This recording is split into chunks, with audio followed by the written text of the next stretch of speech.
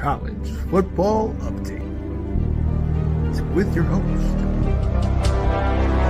Sean Spencer and Alex Loosemore. What is going on, ladies and gentlemen? It is your boy, Sean Spencer, one half of that dynamic duo that is Let's Talk Football. And it's Thursday, ladies and gentlemen, not Tuesday, but we still had to come talk to you. Welcome to College Football Update. And you see who I'm with, Mr. Maize and Blue himself, Mr. Alex Loosemore. What up, Alex? Not too much, man. Always love talking college football, even though it's NFL Thursday night. That game's going to be a massacre. I'd much rather talk college football than watch that game, especially with some big-time matchups coming in just 48 hours. Oh, my goodness. What's on the docket this weekend is going to be beautiful. Some top 25 matchups coming along. Some people that need to show us a little something and some that might need to hit that panic button. Even one team that's still in the top 25, even though they ain't won a game. But we will get into that one a little bit later. There is college football on at the minute. Rice is playing Charlotte, if I'm not mistaken. Last I checked, I think it was 7-3. Rice 7-6 now. 7-6. Okay, right. So if you're watching, I know Handy was watching that ball game. So yeah, keep us filled in on that, or don't. I mean, it's Rice and Charlotte, so it's where it is. All right. Look, welcome to College Football Update. We are here. We are here talking this great game. We have new AP polls out. There's a lot of stuff to overreact to. And real quick, I'm gonna hit an audible right quick. I have the AP in here, so I want to just give you just a look at it real quickly, because it has changed a little bit. As you can see, Ohio State, Penn State, LSU, Miami, Georgia, Oregon, Florida State, Texas, Illinois, A&M, OU, Iowa State, Ole Miss, Bama, and Tennessee. Let me bring that right back up. Here we go. Utah, Texas Tech, Georgia Tech, Indiana, and Vandy, and then Michigan, Auburn, Missouri, Notre Dame, and USC. Alex, you look at that one, and I think the biggest question we have to ask, and I hate to do this, Eric, but we got to ask this question. There's been a lot of uproar at the fact that Notre Dame at 0-2 is still in the top 25, and they're ranked 24th. I mean, how do we justify that? Well, it's an interesting thing to justify because Notre Dame is the first ever team to be ranked in the AP poll as an 0-2 team. That has never happened before. Notre Dame making history in all the wrong ways, unfortunately. Yeah. I think they're still worthy of being a top 25 team. I know as soon as they lost that first game, EK said they got to lose and fall all the way out and work their way back up. But to me, you lost to two. As it stands now, you lost to the 4th ranked team and the 10th ranked team by a combined 4 points. Right. Like, I mean, to me, you're still. I'm going to take Notre Dame over USC when they play later on this year. And then the next 5 teams just outside the top 25 here, I take them over BYU. I take them over South Florida. Sorry, Will, but I'm taking them over South Carolina. I'm taking them over Mississippi State, and I'm taking them over TCU. Those are the next 5 just outside. So Notre Dame is definitely one of the best 25 teams in the country. You may not like their record being on there, but there's something to be said for the games they played. Absolutely. And like you said, context matters. Who they played, how they played them. Both those games came down to the wire. Both those games had to have heroic performances at the end by the opposing team. And both those other teams, Texas A&M and Miami, at this point look like they're going to be going far this season. So if we're talking down the line, I think that is something that the committee and all those people that are making that CFP, you got to give them the benefit of the doubt. Now, unfortunately for Notre Dame, we know they don't play a conference championship. So they are not only going to need to win out, but hope that a lot of the wins that they have are quality wins, so that later down the line they get that nod. And they need Miami and A&M to keep winning. They need those teams up near the top, because if those are your only 2 losses and they were very close losses, 10-2 Notre Dame with those losses, if those 2 are still in the top 10 come playoff time, that'll help push Notre Dame in my opinion. Oh yeah. Shout out to Jim Jones watching. Said, I mean, I agree about Notre Dame, but still they shouldn't be in the top 25. And look, like Alex alluded to earlier, this is the first time an 0-2 team has been in the top 5 ever. So, hey, we'll see what happens. But looking at the rest of that list, we saw the top 10, and I'll bring it up real quick. Are you set with it? I mean, Ohio State, Penn State, LSU, Miami, Georgia, Oregon, Florida State cracking up there, Illinois, Texas A&M up there, and then Texas up there. Are you good with that top 10? If I had to change a team, it would be Texas sliding out and Oklahoma sliding in. To me, Oklahoma's shown me a hell of a lot more than Texas has. Yeah. That they lost a tough game, and that's their only loss to the now number 1 team in the country. But they have not looked good since. Yeah. They struggled to put away Utah this last week, which with what I mean in our preseason predictions, they were my national champion. If you're a team on that level, you shouldn't be struggling with those kind of schools. So for me, I would bump Texas to 11, 12, somewhere in there. Oklahoma would slide into the top 10. Otherwise, I think you've got 9 of the 10 best teams in college football right now, probably in that top 10. I think they've done a pretty good job overall with this top 25.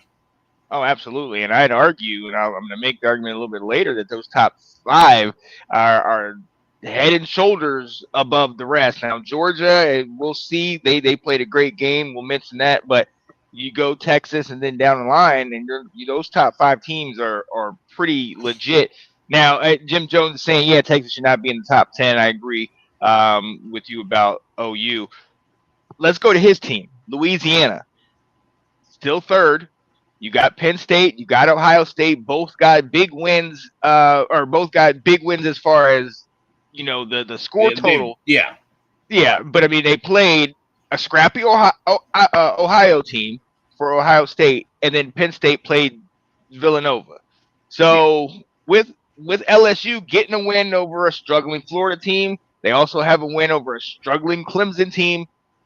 Is 3? Is that a good spot for them? Would you push them up at all? I'd bump them over Penn State. Just for the fact that, like we've said, Penn State hasn't played anybody. Yeah. And while Clemson and Florida are both struggling as it stands now, they'd be the best team on Penn State's schedule so far.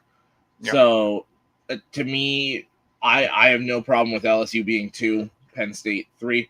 I mean, right now it's not the end of the world because it's all going to figure itself out anyways. Most of this top 10 is going to cannibalize itself playing each other. So, but yeah, no, I think LSU has a strong argument even for number 1. To be frank, I think LSU's schedule and what they've done so far, I think it warrants them being in the discussion for number 1. Absolutely, and as long as they keep winning, especially with how their schedule is going to go in these next couple of weeks. I mean, they've got every case to make that they should be in that number 1 spot. But top 5, number 3 overall, with how things have kind of been early on in the last couple of years, is a good thing from Brian Kelly. One more team I'll look at, and that's you guys. You guys got a very convincing win. In fact, shout out to Barham, who first play of the game busts through, makes a sack, and he was insane on Saturday. Yeah, he was showing the country if he had been in that first half against OU, maybe we have a different outcome in that ball game. He is that damn good. But down to what, 21? Yeah. How you feeling about that?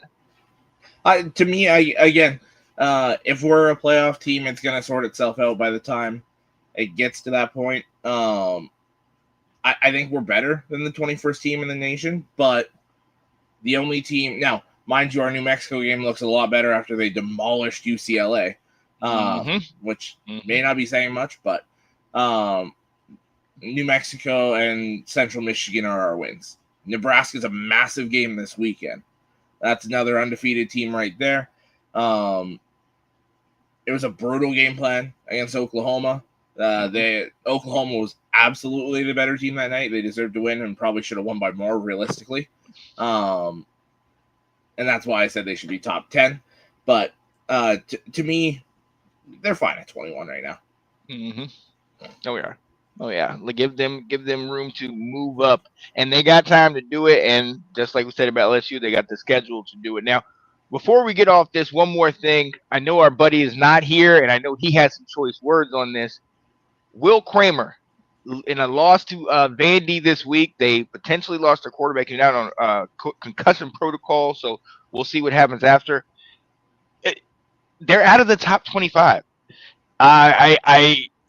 I kind of think this is messed up with the fact that you lose your quarterback. I get that you lost to Vandy, but you lose your quarterback early on in the game. That totally changed the dynamic of the entire game, and to be taken out of the top 25. I mean, what do you think? Sorry, Will, but I don't hate it. I think it's kind of warranted because you look at it outside of the first drive of the season.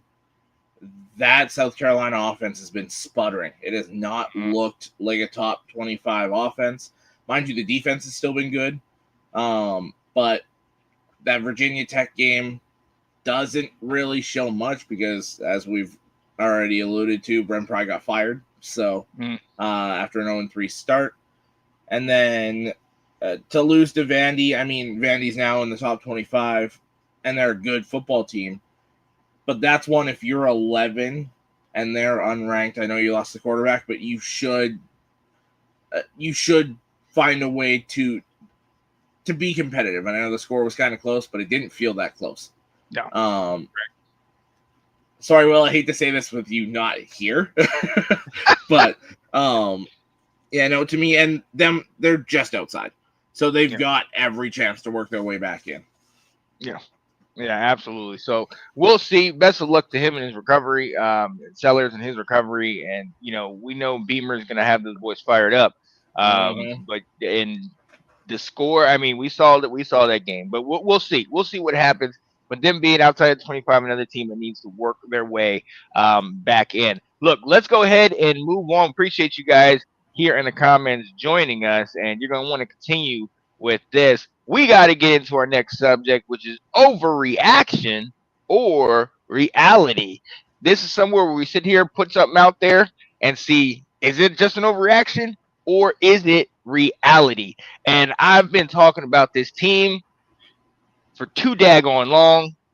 Every time I talk about it, I feel like they're the daggone Chiefs. Every time I talk about them and I say they're done, they're over, they're gone, they're speeding out of sight, they still come back and win. And I guess the overreaction and reality question, Alex, Georgia, well. But they are who we thought they were. They are who we thought they were. Overreaction to reality. Is Georgia just that damn good? I think it's a bit of an overreaction. I do. Ooh, okay. Don't get me wrong. Tennessee's way better than I expected them to be this year. That's a damn good football team. But Tennessee should have won that game. Yeah. And I mean, I hate talking all the ifs and if this happened and all that, but if they don't have that false start penalty or that delay game, whatever the penalty was right at the end of the game there, they make that field goal. That just barely missed. Yep. Now, at the same time, you had your chance in overtime. You didn't get it. But to me, the Georgia that we've known would have put that Tennessee team away. Right. And they would have done it early. They're still one of the 12 best teams. They should absolutely be a playoff team. but this isn't the Georgia of old. You can get this Georgia team. Right. And look, we might see in the coming weeks. They have a bye week this week, but they play Alabama the following week. So, hey, there's a test. We're looking at both teams to And see Alabama's firing on all cylinders again. exactly. We saw how many points they put up on Wisconsin, and that game was not close at all. But to your point, I think this game was more indicative of Tennessee and them not being able to close out because, like you said, they had every opportunity to close out this game. They started off, I mean, they went up 21-7, and I mean that offense was high powering. But I'm gonna make this comparison and let me know if you agree or not. It almost felt like the Josh Heupel, his offense and his play calling was almost like Chip Kelly when he was with Philly. Yes. High powered, up pace, can put up points, but can't slow it down, can't run out the clock. And at the end of the game, if they can't do that, Georgia's kept chipping away at it, kept chipping away. But to your point, Tennessee didn't help themselves. They lose the time of possession, almost get doubled, 38-21. They're 5 of 12 on third down, so they couldn't stay on the field. They couldn't keep Georgia off the field. Their defense kind of fell at the end, and even with all that, they had an opportunity at the end. And what was it? A discipline error. They moved back 5 yards. The kicker misses the kick. And, I mean, even at that point, that wasn't all she wrote. They even had an opportunity after that. So, I mean, Georgia gave Tennessee every opportunity to win. And to your point, the Georgia that we all know and we've all feared over these last couple of years would have not only put this team away, but they would have hurt them. Yeah, they would have hurt them. So, I mean, we've been talking about it all year that we don't really know outside of what Gunnar and Stockton, like we don't really know anybody on this Georgia team. They don't have any of those big names that we've been so accustomed to hearing year after year. And I mean, I mean, it was a great game. Don't get me. Oh, a phenomenal game.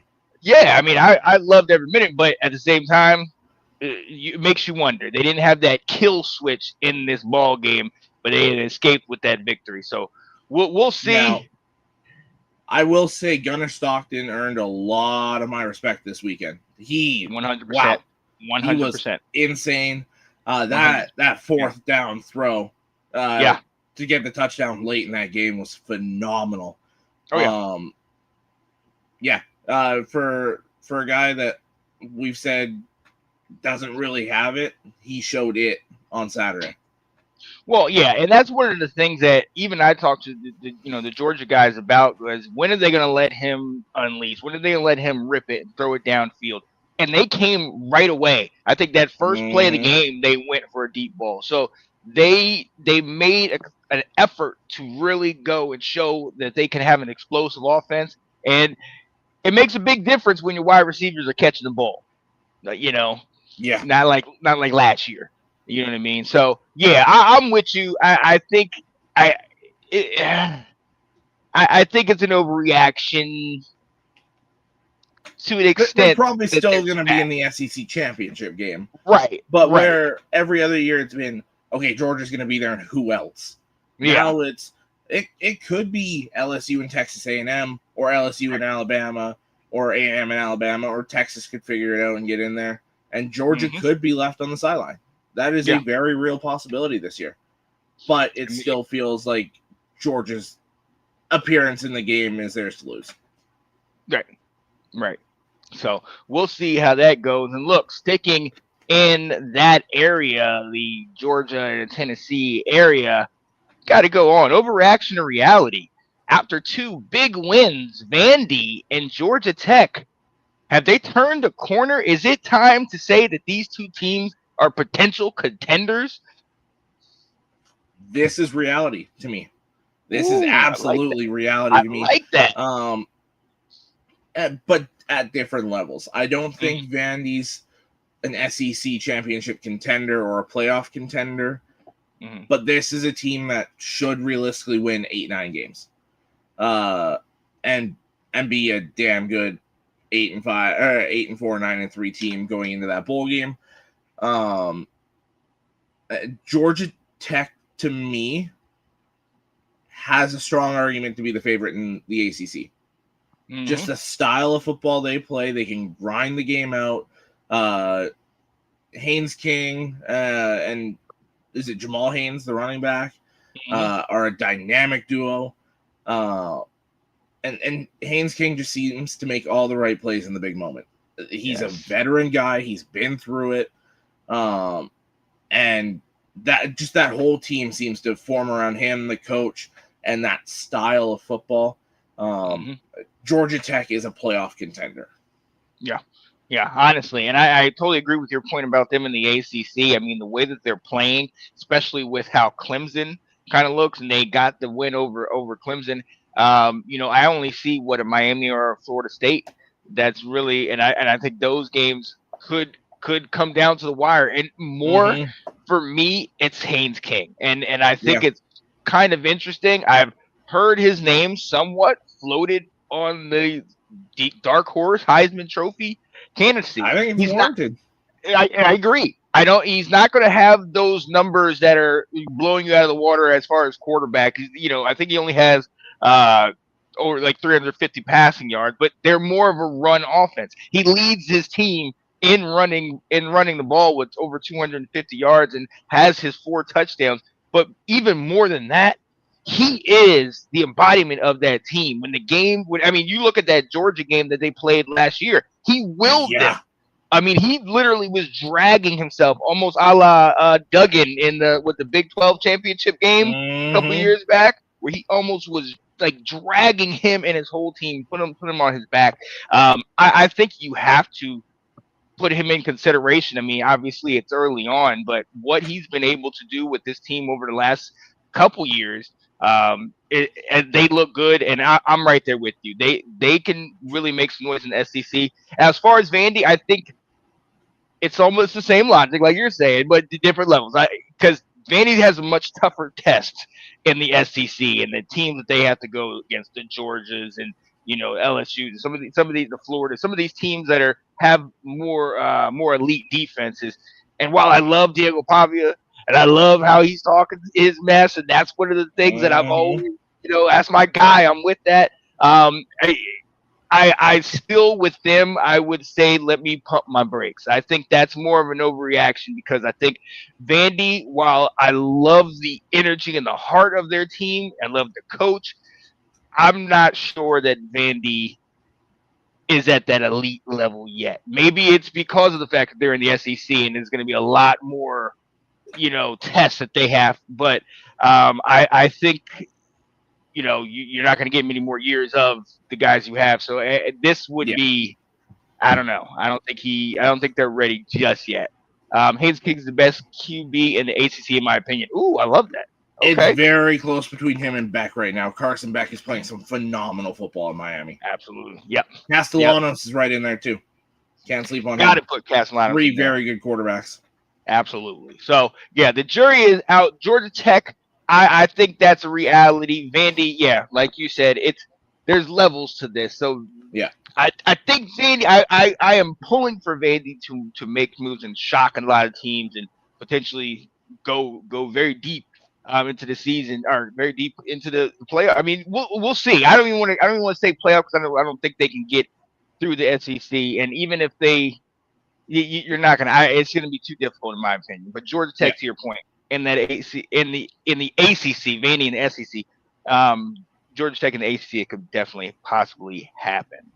All right, one more that we got to do, and we talked about this just a little bit ago, Alex. Top 5 teams in the country. Overreaction or reality, they are head and shoulders above the rest. And when I say that, I say Ohio State. Okay, I say Penn State. I say LSU, Oregon, and then number 5 is Miami. Miami's 4, Georgia's 5.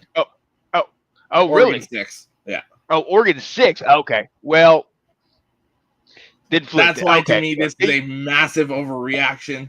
Yeah. To me, if you look at the teams top to bottom, Oregon is the most complete team in college football as of now, from what we've seen.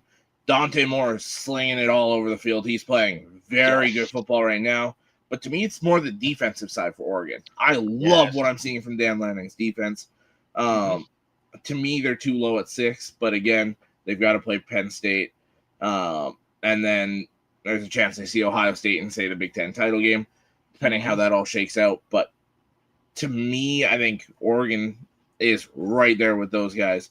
You can make an argument for the way FSU's looked right now, that they could be in that discussion. Very true.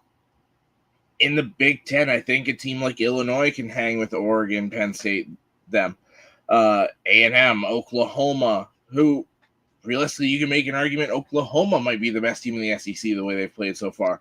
To me personally, Mateer's running away with the Heisman. He is the far and away favorite for me right now.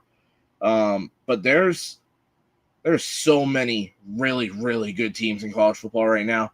To me, we've taken away a ton of the great teams, but we have a ton of really good teams. And I think there's so many teams kind of around the same level. Not many are really separating themselves from the pack. Oh, I can see it. Yeah, with Georgia up there at 4, I'm not, or at 5. I'm not going to put them. We just made the case at how it's kind of a slight overreaction if they're truly the Georgia that we thought they were before. So yeah, and even to your point about some of those other teams, I am still very interested to see just how dominant Texas A&M can be. I mean, that was a very, very, very good Notre Dame team that they went into their house and beat. Exactly, and took them to the wire and ended up pulling it out. Now, obviously, if the backup quarterback doesn't bobble the snap and Notre Dame missed the extra point, so rough. Maybe we have something a little different. And listen, cameraman, man, don't do that to that man. Once they sat there and just panned it to him, and you see his face is red, and he's looking up like, oh, they're on me again. Yeah, you can't. Oh, they're still on that guy. I mean, I felt bad for him. I was like, come on, brother. Jeez. Yep. Ben said, I think a question is better suited to be asked maybe a few weeks from now. Oh no, absolutely, and that's why I wanted to pin it in this section, Ben, because it's overreaction or reality. So I think to Alex's point, there are a number of teams that are outside of the top 10. You mentioned OU, Florida, A&M, that in a couple weeks with a couple more quality wins could be in that top 5. And you don't really have a team, because when I look at number 1 and number 2, Ohio State and Penn State, I still have some questions. I mean, Ohio was kind of right. Ohio was kind of, they were annoying them. They were a little gnat. I mean, obviously Ohio State pulled away, and then I didn't learn anything from Penn State mollywopping Villanova. You know what I mean? No. And we won't know anything from them until they play Oregon. Right. And you know what I've been what I have not also been hearing about?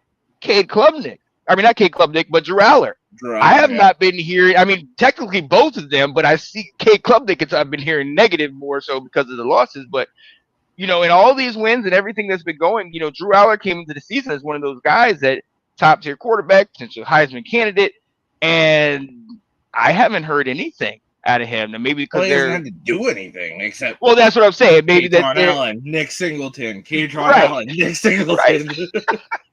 They have that run game. They have that solid defense. But yeah, to your point. But still, it's interesting. But I think it is definitely a slight overreaction. Yeah. So we shall see. Look, we're gonna keep this thing moving. Ben is in the comments. Appreciate you jumping in here. Appreciate all of you that are in the comments watching. We're going to move this thing right along because, Alex, there have been some teams. There have been some teams that have been struggling. Teams that you and I might have come on this show and predicted that they'll go very far. They're going to be great. And it has not looked that way in these first couple weeks. We've already alluded to 2 of these teams in Clemson and Notre Dame, and I'm going to start there. Is it time to hit the panic button on Clemson? Clemson losing, obviously, top 10 matchup to LSU. They lose to Georgia Tech, that was not ranked at the time, but in a very close matchup. this struggled with and Troy in their only win too. right, that Troy had them down for most of that ball game. We've seen kind of Dabo saying, I'm not going to do the transfer portal. I'm doing things my way. But then we also kind of saw him crash out over this last weekend. Is it time for them to hit the panic button? Yes, 100% it is. And just because everything that we've said, like I had them as my national champion runner-up. I had them losing to Texas in the national championship game. That looks like a horrible prediction for that game overall right now. Right. But it was the reason we had for these teams being so good was it was the same formula that Michigan had 2 years ago, Ohio State had last year. You had that returning quarterback that's played 2-3 years. You had a veteran offensive line. You had veteran defense, veteran talent all over the place. Like they've probably got a full NFL defensive line, a first-round linebacker, first-round DBs.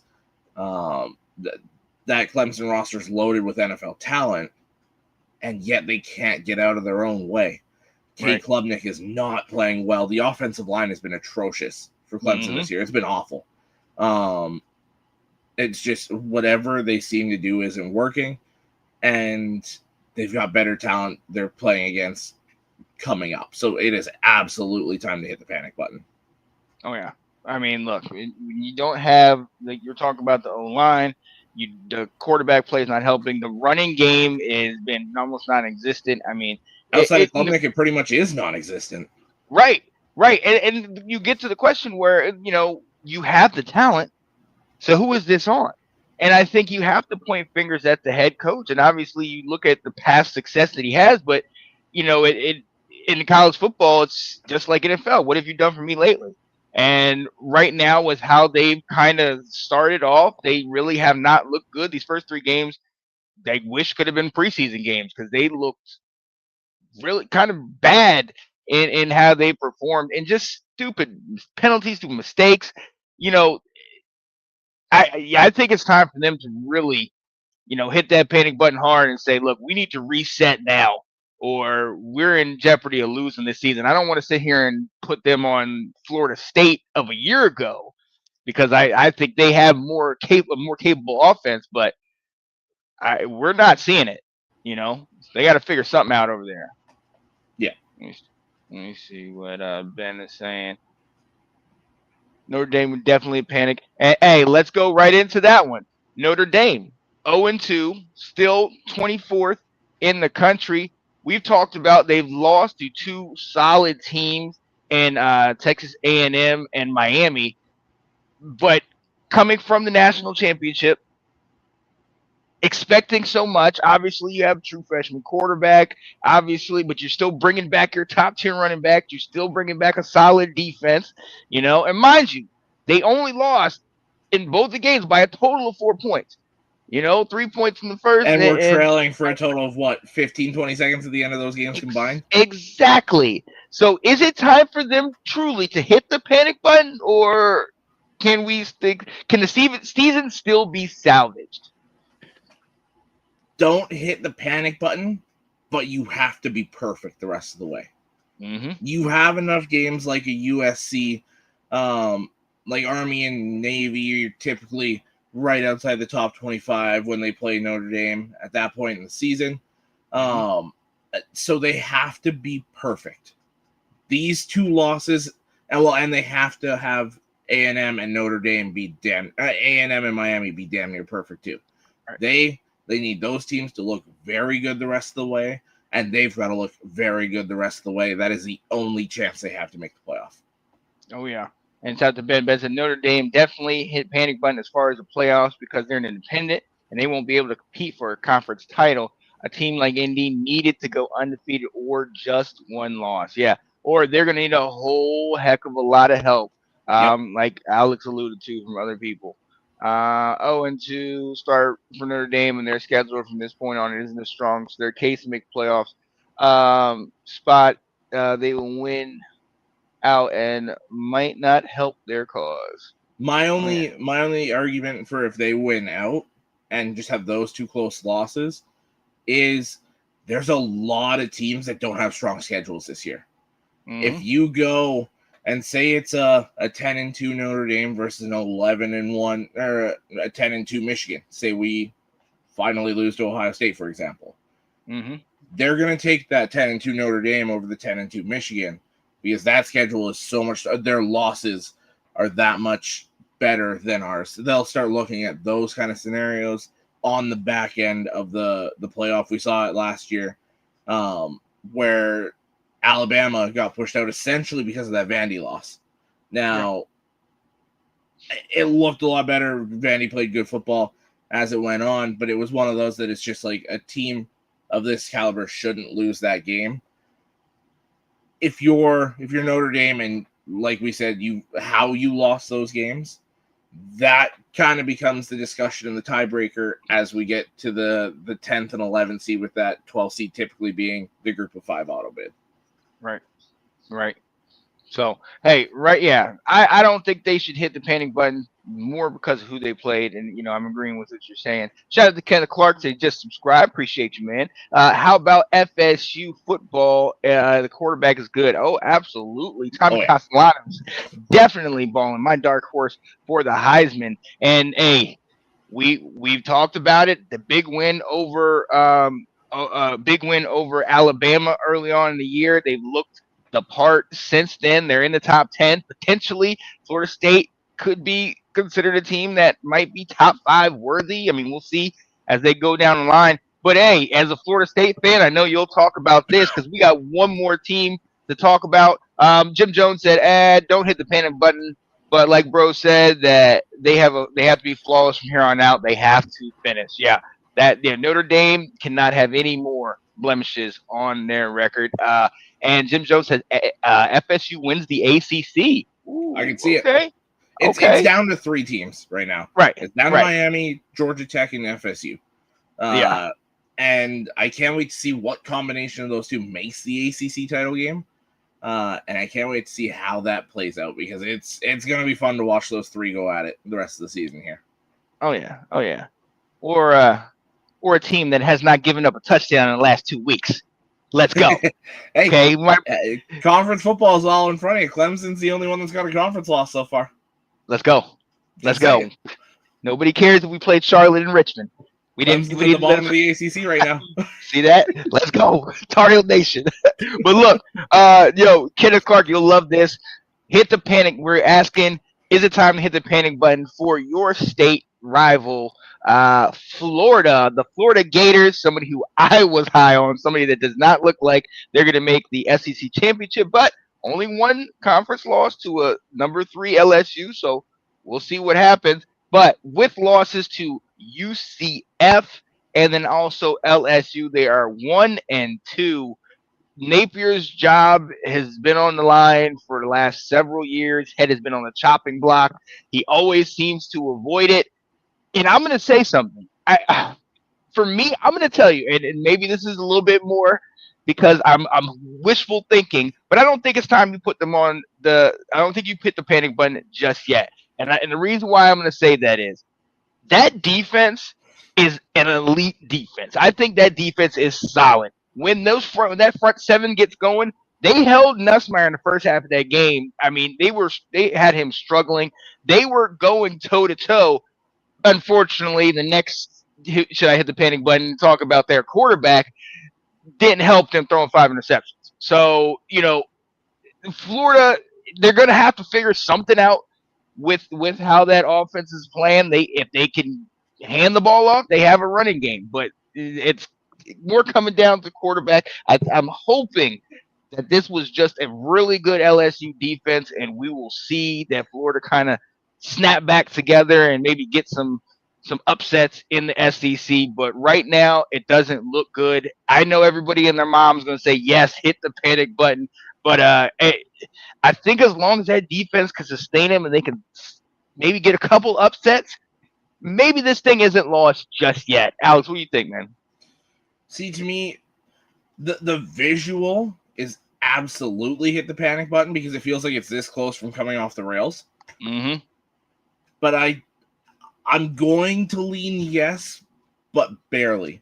And it's the fact that lately DJ Lagway looks like Anthony Richardson came back to play football at the University of Florida.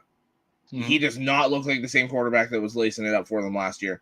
I don't know what the deal is. I don't know why it's happened, but their quarterback play away from being a very good football team. We just got to see it. Now, like I said, this close from blowing it up from Napier probably walking out the door. But they're right at that tipping point of either way, being a very good team or being a team that we can question if they're going to make a bowl game. Right. Yeah. And that schedule does them no favors. And they are in the midst of that gauntlet. Jim Jones says, yes, panic, exclamation point. He said, thank DJ for giving us the game with 5 interceptions. You can't be elite quarterback playing that bad, especially not in the SEC. And with that, you just alluded to it. We've talked about it, and I want to throw another name in that.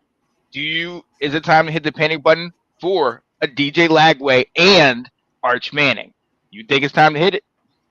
A Lagway, yes, this play is extremely concerning, and it's a couple weeks in a row now. Arch Manning, it's the same as I feel with Florida. Yes, but it's barely to me. His inexperience is showing, and his inexperience against elite talent. Like I said earlier, Texas struggled to put away UTEP. He had 10 straight incompletions. It seems like what we thought was probably just jitters in that game 1 in the horseshoe against Ohio State. It looks like that's still the thing. It looks like, and one of the guys, Joel Klatt, I listened to him a lot, and he, in my opinion, explained it very well. Typically with young quarterbacks, his 4th start, you typically see them either play too fast or too slow. Yeah. And I agree with him in saying that Arch is playing a little too fast right now. The feet are too quick. He's coming off the first read too quick. So why you're seeing a lot of the throws go high is because he's panicking, getting rid of it. I think he'll still settle into it. It's elite talent he's playing with. He's just got to settle in. So, yes, panic, but be quick to pull off the panic for Arch. And same with Lagway, but both. I would say yes for both. Yeah. Yeah, I gotta agree. Lagway, look, that LSU game could have been won. I watched that entire game. Lagway if you throw even 1 or 2 less interceptions, things change. That game was a lot closer. 20-10 is still close, but in my opinion, it was a lot closer if they were able to move the ball. And there were certain points in the game where he came up to the line and the camera was on him, and he just looked shook. He just looked like, where are these guys coming from? And shout out to Harold Perkins. He had a monster game, and they had him running all different running all around to get him.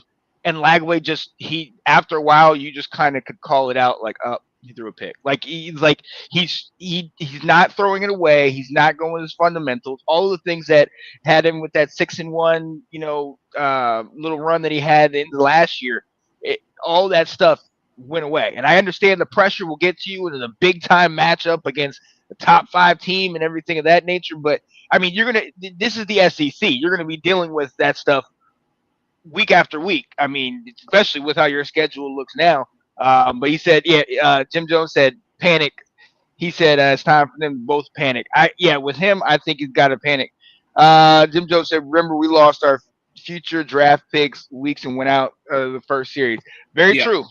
Yeah, very true. And this is not a shot at your defense. It's more at Lagway and the fact that I thought it was a great defensive battle, but I just think Lagway was the difference in that game in the negative. Nussmeier I saw made a couple great throws, but early on it was a stalemate. And that Lagway, I definitely hit the panic button on him. Arch, I really want to hold out. But to your point, when you saw that first game, you said, okay, I'll give him the benefit of the doubt because it's Ohio State. Then you saw the next game, and that It was took till the second quarter. right against San Jose State, and it didn't look good. It wasn't like you're just missing it; it didn't look good. And then UTEP, eh, Arch looked like a 3-star. He looked like a Yeah. quarterback that, hey, we're giving this guy to start. Like, he looked like a quarterback that was jitters, that was kind of in his head. You talked about him being sped up. My question, I wonder, and I love Sark, but I wonder if Sark is giving him the right game plan, or maybe Sark sees that he ain't ready for the full game plan or something. I don't think they're utilizing his legs as much. I don't, get him out on the edge, get him in situations that are beneficial. Go ahead. Well, I was just going to say I couldn't agree with you more because, I mean, if you look at, I'll compare it to what we have. You look at Bryce Underwood the first 2 weeks where it's like, yeah, like he's good, but you can tell they've really reined it in.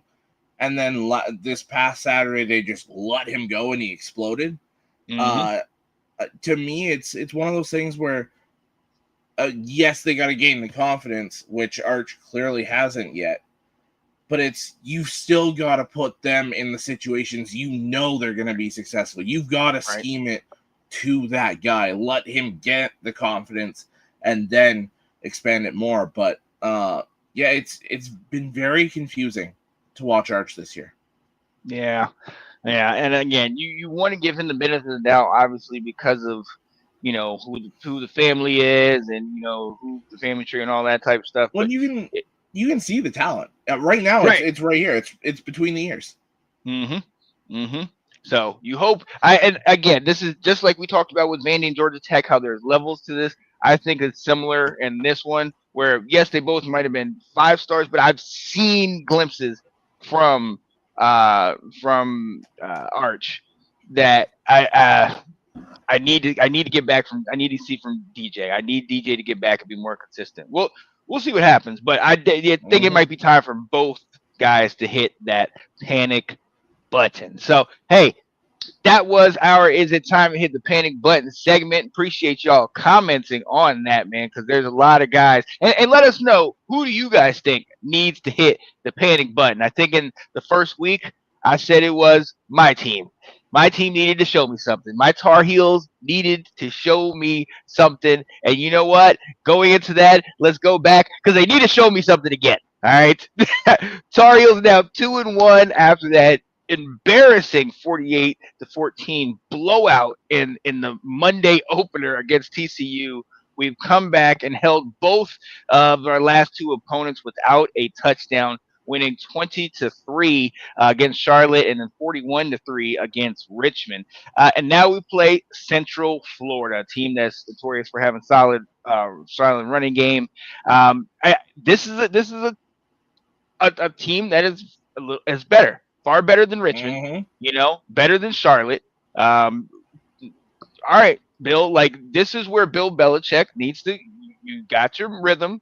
You got Gio in here. You're working with him. Jordan Ship is doing great at wide receiver. We have some solid running backs. Our defense is playing with energy. Okay, show us in a game that actually could mean something. Now, mind you, like you alluded to earlier, there still isn't the ACC play. Those are the games that matter. But when you see Virginia putting up 50-something on a squad, when you see Pitt, now albeit they lost, but a close game to West Virginia, Miami, Florida State, we don't have room to be slipping involved if we are seriously considered going anywhere. Now, who knows how far we'll go or how talented this team can be, but right now everything's in front of us, and I really want them to show me something this week. Get a dominant victory moving into ACC play. Who's your first show me something? Well, you hopped in on your team, I'll hop in on mine, and more specifically this matchup, both sides here. Michigan going to Nebraska. This is a massive game this weekend, and both teams need to show me something. If you're Nebraska, you haven't beat Michigan in I believe, since 2012. You haven't beat them in over a decade. And if you're Michigan, you need to show me you can go on the road and handle your business. You've shown you can handle it at the big house. Go show me you can beat a good team on the road. And for Nebraska, we've been saying it all off season. Year 3, Matt Rule. That's typically the time these teams take that next step. They played a good game against Cincinnati. They struggled against the run. Mm-hmm. Can you show me that you built up that run defense now against a team in Michigan that can run the ball very well? And can you finally beat Michigan? So I love the stylistic matchup here. I love Underwood versus Raiola. Mm-hmm. And I can't wait to see how this game shakes out. Oh yeah. Oh, that's going to be a nice one. And you know how I feel about Nebraska. Nebraska was my sleeper pick to win the Big Ten, and this is the game. It's such a tough place to play. Oh yeah. And the other X factor, Sharon Brown. This is the last game of his suspension, correct? Yep. Yeah. So Biff Poggi's still in as the head coach. Oh yeah. Which I watched some of that game. He's fitting right in. They love him. Yeah, he's going to be good. He's Bryce is going to put some of Poggi's quotes to the test there because he said he might be Batman, need to get a DNA test. He said he has a Labrador Retriever at home that could coach this kid. So Bryce is going to have to show me something.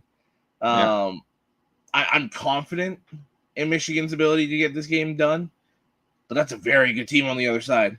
That Matt Rule is bringing out. So I'm so freaking excited for this game on Saturday. Ooh, it's going to be a big one. I'll definitely have my eyes on that. My next one, and it's a team that you're very familiar with. Some would call them Little Brother. I call them Little Brother all the time. In past days, I would have slept on the couch for saying that.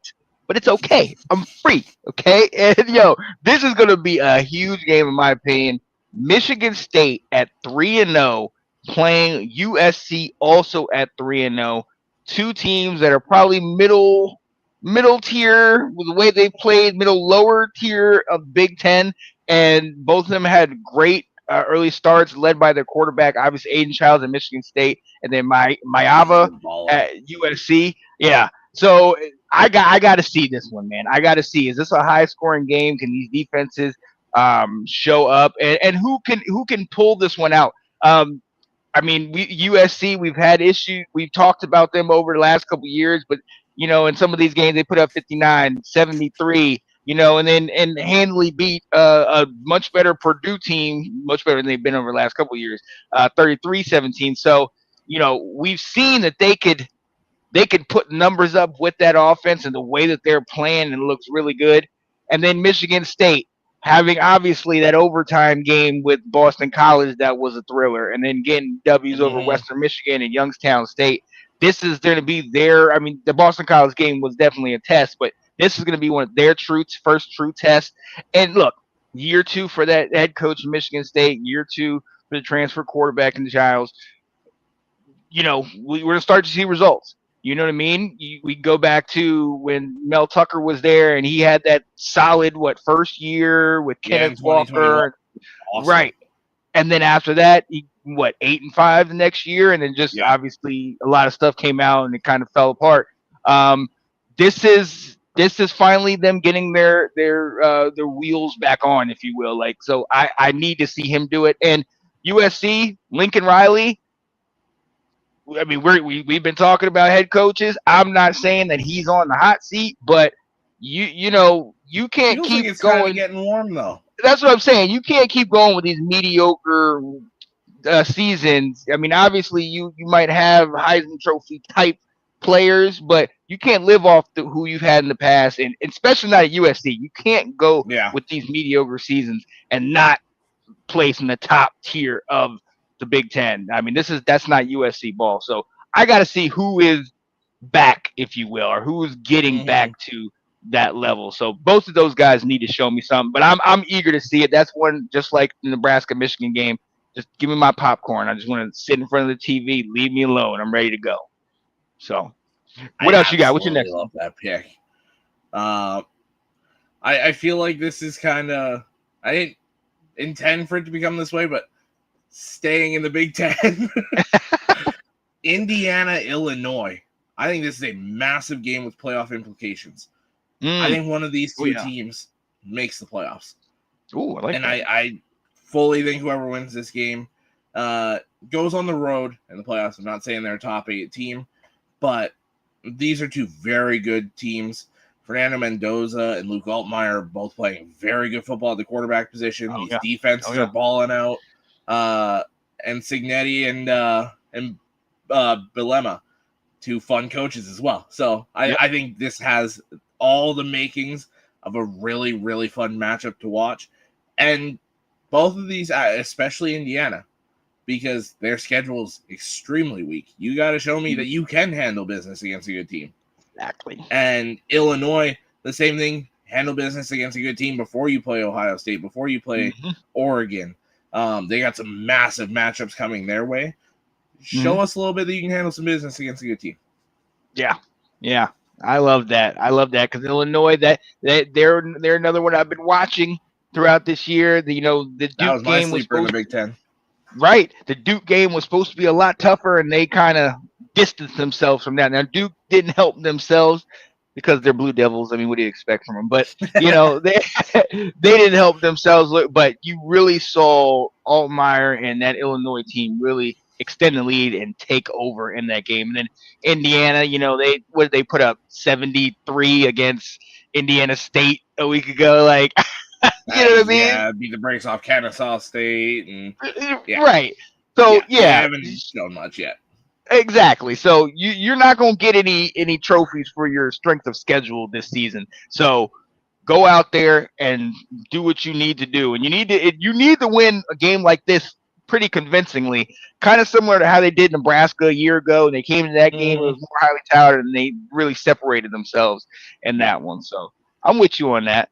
One more for me, and this I'm going to go out of Division 1 to Division 2. Got to shout out Delaware State head coach Deshaun Jackson. Got them boys at 2-1 this season and leads all FCS in rushing with just under 850 yards and 9 touchdowns. Damn. They average 282 yards per game, with their running back, Marquise Gill, having just under 300 and have about 342 all-purpose yards. They got that run game moving. And look, we have looked this year, we've looked at all these coaches that have kind of followed in the line of Dion as former players, going to coach. We've seen Vic. We've seen Eddie George. Obviously, Deshaun Foster at UCLA, or used to be at UCLA. Didn't work out too well, but right. And Trent Dilfer, UAB. Like, we've started to see these coaches, and some of them have success. Not a lot of them have the kind of success Dion has had. But you when you see these type of dudes, especially at HBCU, I really want to see positive things come from there. Vic, I think, is going to take a little bit more time for him to get it.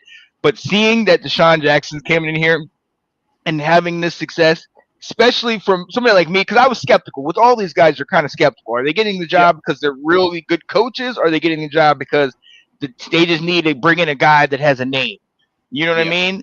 And to see them that really having them move the ball and doing this well, and mind you, only 2-1, but still very big, very solid. And I think, if I'm not mistaken, that's their first back-to-back wins in the last, don't quote me on this, but I think in the last 10 years, I think I saw something like that where Delaware State has not won like back-to-back games in a long time. So that's good for them. Right. So shout out to him being able to, not only do it, but do it well. I mean, the game's been close, but he's been able to really move the ball on the ground. And that's something, we don't really hear as much about it unless it's something really good or something really bad. So you put this in there, let's see if they can keep that up, man. Yeah, I love that. Oh yeah. You got any more? Yeah, I got one more. Another massive matchup that I don't feel people are talking enough about. This could be the team that kind of pulls away in their conference. Texas Tech and Utah. Ooh. This is a massive game. Oh yeah. In the Big 12, where we feel like they're all kind of so close. These two teams are ranked in the top 20. Both offenses are moving the ball very well. Devin Dampier for Utah, making it so they don't really miss. I'm blanking on the quarterback's name from the past few years. The Cam 9-year Rising? veteran. Yes, Cam Rising. It's like it's Cam who at this point. Right. So Dampier's been awesome there. Kyle Whittingham, what a coach. He always does such a good job at Utah. And what Texas Tech has done shows you can have some success with the transfer portal. They built this team through the portal, spent all sorts of money, and so far it's working. Yeah. So let's see the first major roadblock on either side. And I can't wait to see how this game comes out. So this is a phenomenal week of college football. And it doesn't seem like it's not the Alabama, Georgias, the LSU versus Texas, but there's so many underrated, really good matchups that it's one of those weeks that you don't really know. So you throw on multi-view and throw 4 or 5 games on, and they're all going to be great. I cannot wait to see that. Just take turns listening to the commentary on each. Boop, Yep. boop, boop. But you know what though, and I really truly love this, especially the fact that you and I have been doing this for several years. Looking at these quarterbacks that transfer and have success, guys that we've seen in smaller places. You talk about Devin Dampier in New Mexico, I think it was. Yeah, where Bobby was New Mexico State. Exactly. You know what I mean? You have Haynes King that, was he A&M all those years ago? Then Connor Wegman, who is he's now at Houston. I mean, you have so many guys that have had success or maybe struggled one place, gone somewhere else, and then had more success. Tommy Castellanos, we talked about him. Carson Beck. I love seeing that just because you always, in years past, you've always wondered, man, if this guy had a team around him or a coach that really, you helped him out and got him in the best position. Exactly. Even one you mentioned not that long ago, Aiden Childs at Michigan State. Yes. Was good at Oregon State, followed the coach Jonathan Smith over, and he's balling out in East Lansing right now. Retzlaff at Tulane, Mateer at OU.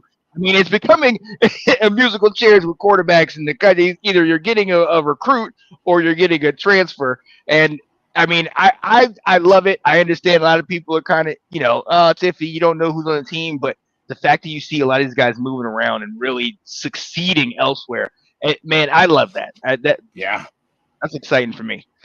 So, yeah, buddy. Look, so ladies and gentlemen, let us know. Do you have any games or anybody that you want to show you something this weekend of college football? We all got something we want to see, and obviously most of us it's our team or who's our main competition. But sometimes it's a quarterback, sometimes it's a defense, sometimes it's a head coach that went elsewhere, and you want to see how they can improve their team. So definitely get in touch with us. Hey, look, ladies and gentlemen, we appreciate you guys being here with us, talking with us as we did our Show Me Something. Is it time for Panic Button or Overreaction or Reality? Honestly, these topics, I think Alex, I'm liking these because they're getting more conversation from the people.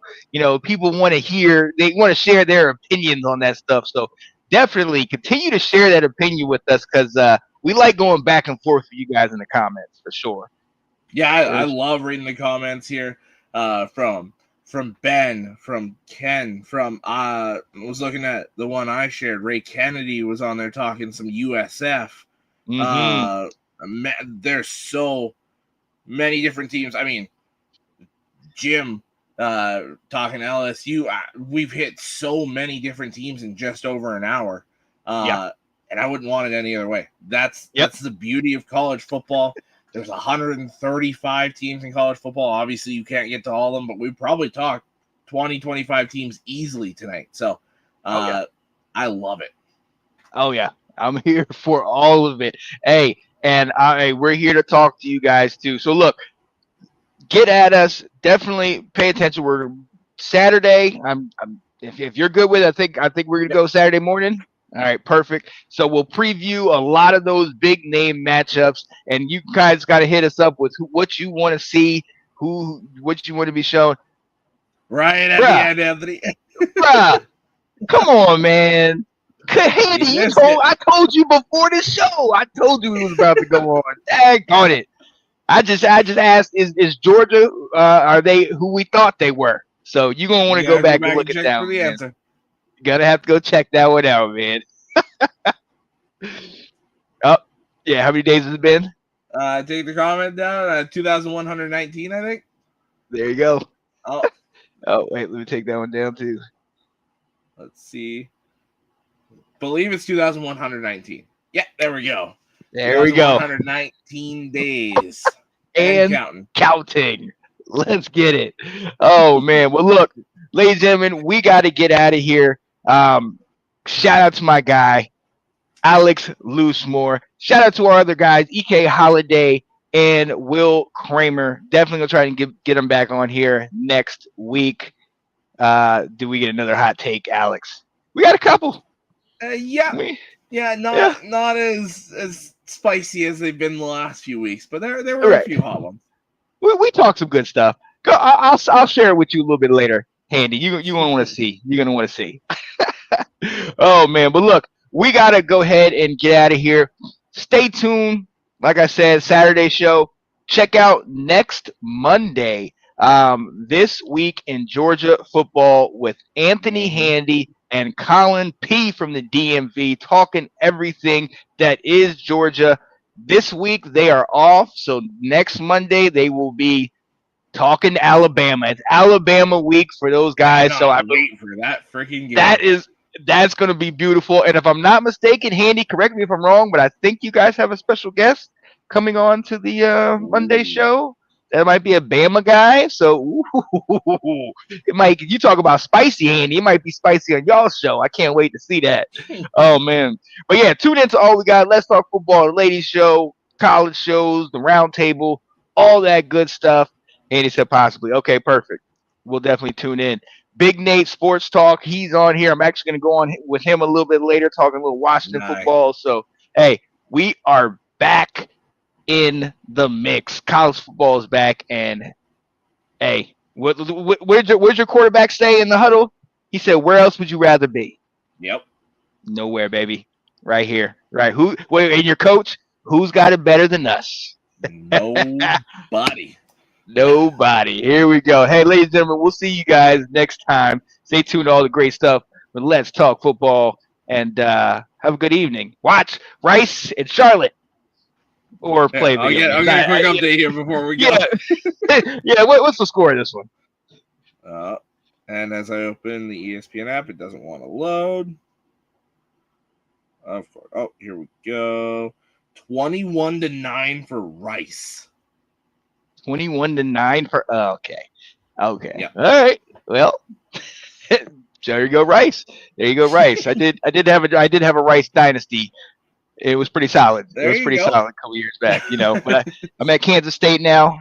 Thankfully, my Kansas State football team on the game far better than this team. Yeah, we had Avery Johnson didn't last long in my system. Didn't work out. Yo, Jim Jones saying tag me in all of them, Brody. Yo, absolutely, Jim. We appreciate you coming in here and chatting with us. Maybe we'll get you if your team goes far, man. We might need to get you on the show. You can rep your squad. Rep that yellow and purple. Oh man! All right, look, we're out of here, guys. Stay tuned for good football, and we will see you next time. See you Saturday, guys. Peace. College Football Update. It's with your host, Sean Spencer and Alex Bruce.